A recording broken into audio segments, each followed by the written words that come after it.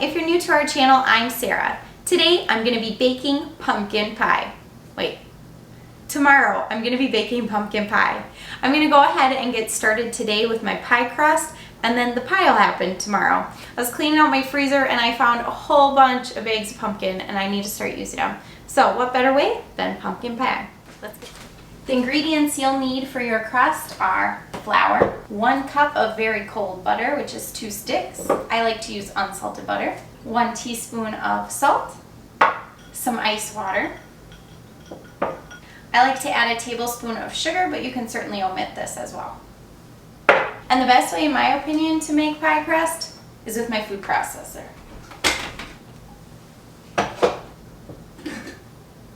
I'm going to go ahead and add 1.5 cups of flour to my food processor. I am going to add more flour, but we're going to start with 1.5 cups.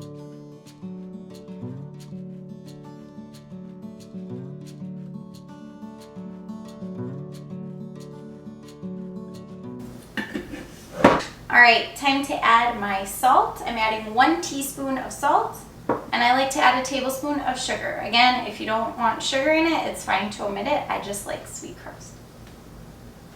Sweet everything, really. Alright, then I go ahead and I put the lid on and I'm going to pulse it for a few seconds. Make sure you have the top in your food processor, or you might get a big poof of flour. I should mention I have a crack in my food processor, so I probably am going to get some poofs out the side here. I have been looking for this piece secondhand, and I've gotten a few that I thought were the right one. It's a 7-cup processor, and they were an older model, so they didn't fit. But I've been looking, and I'll keep looking, or maybe I'll just splurge and buy a new one. Oh yeah, can you see it shooting out the side? This is what happens when you have a crack in your food processor. I thought about putting tape over it, but I know I won't remember to take it off and then it'll be a gunky mess. There's the little bit I lost. Alright, the next step is to go ahead and cube up my butter. Now this is very cold butter. I took it right out of my fridge. I have even used butter out of my freezer before and that has worked.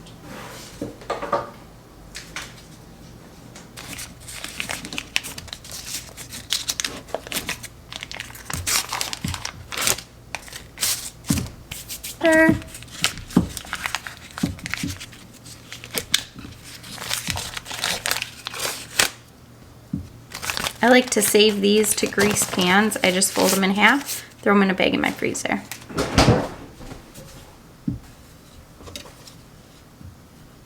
Alright, I'm going to go ahead and chop it up.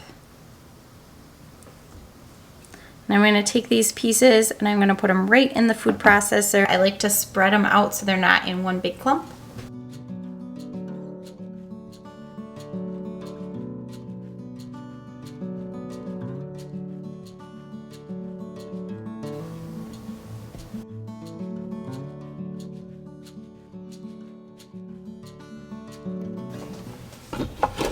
Put the lid on. All right. Now that I've got the butter in there with the flour and the sugar and the salt, I'm going to go ahead and I am going to turn it on for about 15 seconds. I just want to coat that butter in the flour mixture.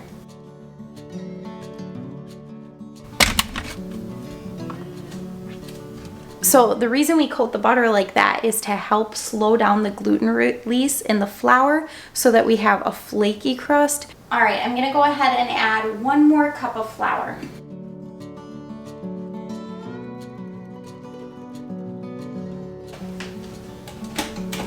Alright, I'm going to go ahead and pulse it a few more times, mix in that new flour.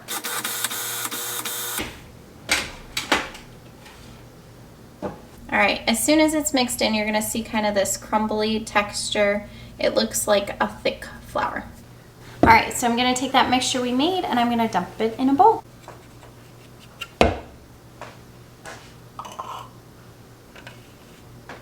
Alright, now it's time for that ice water.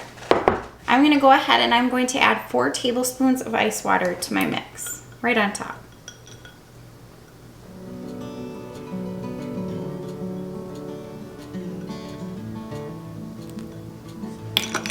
I'm gonna go ahead and use my spoon to give it a stir.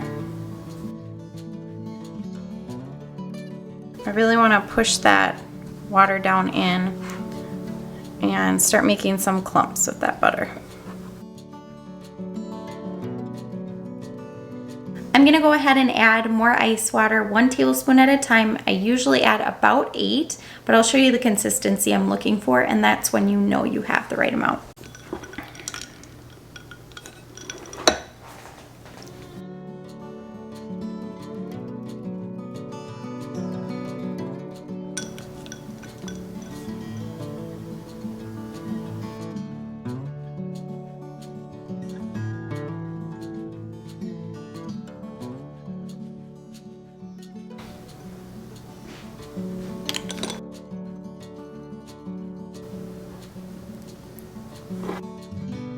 All right, so I'm thinking that my dough has enough water, and I'm gonna check by kind of forming it together with my hands. So I can tell my dough has enough water if it's sticking together and it's not flaking and falling apart, meaning it's too dry. All right, so most of it is sticking together, but once I got towards the bottom of my bowl, the stuff that wasn't mixed quite as well, I can tell it's a little dry, so I'm gonna add a little bit more water for a total of 9 tablespoons of ice water. All right, once I've got it all stuck together, I'm gonna form this nice ball, and my recipe actually makes 2 pie crusts, so we're gonna break it in half.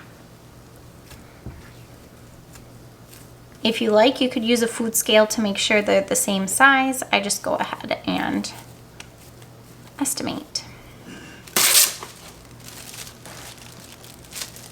I'm gonna go ahead and use some saran wrap to wrap it up overnight. I like to just kind of form it into a disc so it's easier to roll the next day. This is actually the only reason I buy saran wrap, is to wrap my pie crust. I used to use tin foil and I didn't feel the greatest about that either. If anybody has any great tips or some containers they use that helps keep the dough in this shape, that would be, I would love to hear it.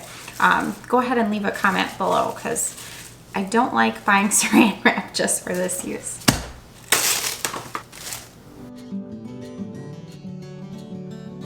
That's it for my pie crust today. I'm gonna go ahead and take the 2 discs, put them in the fridge overnight, and then they will be a little bit more solid, easy for rolling out to make my pie crust tomorrow. If you're making pie and you don't need 2 crusts, one of these could be for the top, one for the bottom, or for 2 separate pies, you can certainly put one in the freezer, or both, and I love to do that for a quick pie I can pull out and make. All right, so it's the next day. I went ahead and I put some flour down on my counter. I took one of the discs and I'm rolling it out into my pie shape. I did go ahead and freeze the other disc for a future pie. All right, it's time to preheat my oven. I'm gonna go ahead and set it to 400 degrees.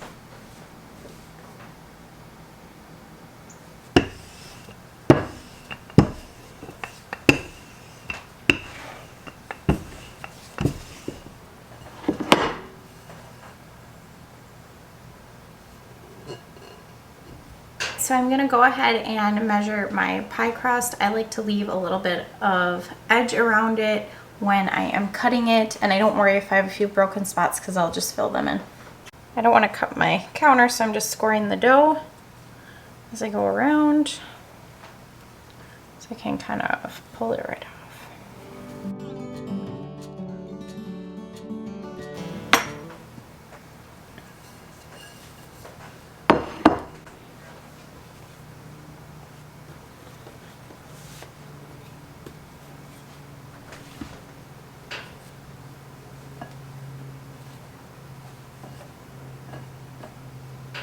I'm gonna go ahead and go around and fit my dough to my pan.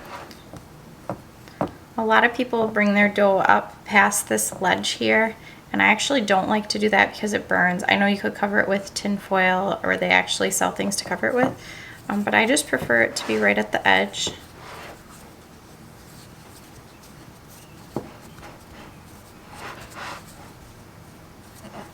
If I have any little holes, I fill them in with those pieces that I ripped off earlier. I go ahead and cut a few little slits in my pie so it doesn't bubble up too much. Then I go ahead and put something heavy on top of my pie crust. I have pie weights here I'm using, which is just a great big string of metal beads. I have also used dried rice, which is what I used to use before I had these. All right, then once I've got the pie weights in, it's ready to go in the oven. And this is just gonna help keep the crust down so I don't get those little bubbles on the bottom. All right, it's time to put my pie crust in the oven. I'm gonna pre-bake the crust a little bit. If you have any extra dough left over from your pie, one of my favorite things to do as a kid was to always put it out on a pan, sprinkle it with cinnamon and sugar, and kind of snack on it as soon as it was cooked. While the pie is doing a pre-bake in the oven, I'm gonna go ahead and mix up the ingredients for the pumpkin filling. All right, so my crust is pre-baked. I'm gonna take it out.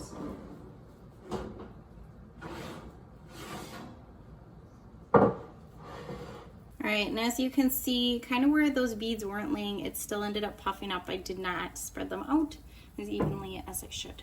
All right, so I went ahead and I used a tongs to remove the beads very carefully and put them in a bowl to set aside until they're cooled down. All right, I'm gonna go ahead and add my pumpkin mixture.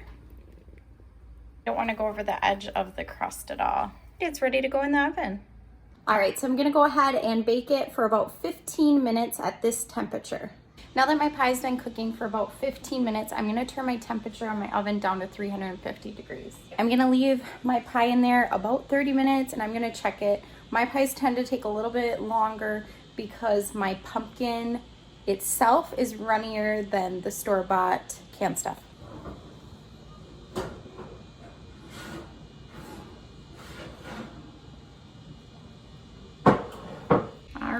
So the pumpkin pie is done. It finished baking. I can tell it's done because if I move it, it'll jiggle a little bit, the top, but it's very solid. All right, thanks for joining me today. Happy baking. Be sure to give this video a thumbs up if you liked it. And if you'd like to see more videos like this, subscribe to our channel. Glad you got to see me again.